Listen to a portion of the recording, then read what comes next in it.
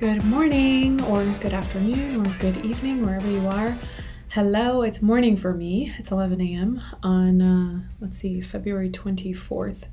I woke up today to reading the headlines and hearing about the Ukraine, Russia bombing the Ukraine last night in our sleep. Can you imagine? It's so heartbreaking. Feeling the emotions today, and I actually haven't done my meditation yet. I've been on the phone with some of my loved ones and creating small memories where I can. Took my dog to the beach this morning to play with her little friends, and when faced with these harder situations that are pretty devastating, to say the least, I always turn to prayer. I always turn to meditation, and I tend to get deeper into my practice. But then I'm also reminded, I think we all are, of how important kindness is, how important it is to put ourselves out there to help and support one another.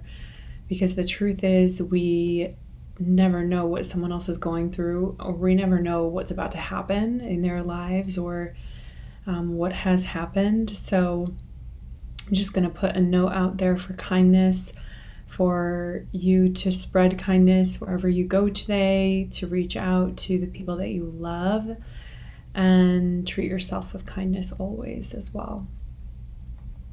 On another note, what I want to talk about today for all of my leaders listening is this notion of going inside to find your answers versus seeking them outside. There's a lot of questions in our world of what should I do next? Where do I go from here? We seek answers, and a lot of my clients are seeking answers. And for those of you listening, this is what we do all the time, right? You come to our sessions, you tell me about a challenge or something that's come up, and you want to talk through it. I know that's what I do with my teachers, with my current teacher / coach, Biet Simkin. I talk with her and I ask her things, and I use her guidance as a benchmark for things, and I trust in her opinions, and I know that my clients feel the same way about me. So what I want to propose and share is this notion of, and this is really what coaching is that we are empowering someone else to find their answers within them. So I know that even in a session with Biet, that she is telling me, and I know this as well, that the answer is within me, right? If I feel lit up by something, or if I really want something or desire something in my life or in my business, that's just within me, right? That's not something that she's going to be teaching me or telling me, or, telling me I should do something. And that's exactly how I guide my clients, right? For those of you listening that work with me, you know that I always tell you, you know what's best. You know, you have the answers. You know what's best. I'm here to amplify and enhance that voice that you already have within you. And that's the beauty of this, is that when we seek on the outside answers, but we have the core inner compass tweaked or alive or awake, right? Or in law of attraction words, where Abraham Hicks is like tuned in, turned on, tapped in, whatever. It's like when we have that core activation, when we know what's going on inside because we make the time to go inside, we can seek solutions in our outer world from people that we really trust and love, and do it from an inner compass knowing of, this is what's best for me or my family, or, anything, my business, my employees, my team, whatever you say, and, whoever you are. And then there's also this notion of when you don't turn to anybody else, right? Like, let's say some of you are listening and you're not working with anybody, and that's totally fine. There are stages and phases for everything. And let's say you're like, yeah, Antoinette, if I'm not working with anyone, then how do I find my own answers? And the answer is to go within. You can pray, you can meditate, you ask your inner guidance system, what's going on? What do I do next? And what I love to do is to break it up into steps, into small steps. Because when we try to make choices, when it's like this big mountain, we're like, oh my God, there's so many choices to be made. There's so many things to do.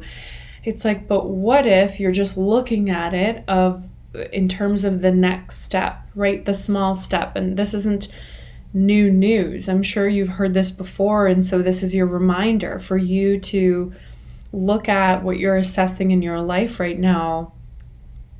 And instead of seeking solutions by comparing yourself to other people or looking at what other people are doing, to get close to your core, go inward, and then either ask a trusted mentor, coach, teacher, or friend. And then you're still doing this, right? You're asking the coach, teacher, mentor, and then you're still checking in with yourself, because nobody rules your life but you, and nobody makes decisions for you but you. So even if you are working with somebody that you trust, even for those of you, my clients that are listening, and like I've said a million times, you know that I'm not like, you have to do this, right?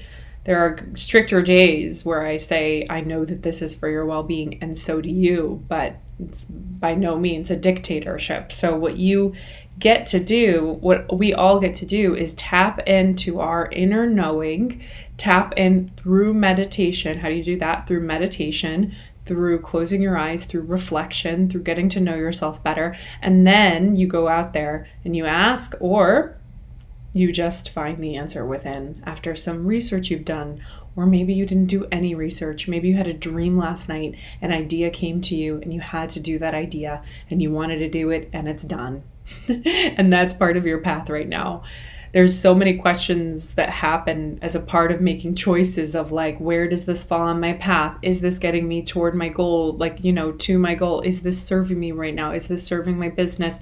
There can be so many questions, but what's so important is to silence the noise and go within to really see what it is that you need, that you want, to really assess the situation from a open-hearted, open-minded place, so that you're not so cluttered and you're not driven and like sulking in this catabolic heavy energy where you're like, oh my God, I don't know what to do next. And then all of a sudden you're sitting in tunnel vision and you're stuck. So we can be clear if we commit to our practices, if we close our eyes, if we work with trusted people, and if we first really know ourselves. So there's kindness to yourself and others, and then there's really this connection to your core and your inner knowing, so that you can go inside for your answers. And when you go outside to your trusted sources, that you are fully aligned with yourself. Like, you reflect after that meeting or after that session, and you're like, you know what Antoinette said was correct. I agree, I see it, I feel it. Or, you know what, I'm not going to do that. I'm going to hold, I think I got too excited. What I'm going to do is this instead, and I'm going to take it a bit slower. So that's all to say that we have the power. This is part of you getting your power back always. That's the theme for this podcast. And you gain your power, you get your power back, you lead empowered when you first lead yourself. And you get close to yourself to really understand what kind of leadership you need. And then you make all the choices, and you're empowered and excited and happy and all the things. I love you. I hope you enjoyed this episode. Send me an email, send me a note, Antoinette@abcoached. Send any of us an email, send any of us a note on our Instagram, abcoached. Find us here at Leading Empowered, and I love you so much. Have a wonderful day. Stay safe out there.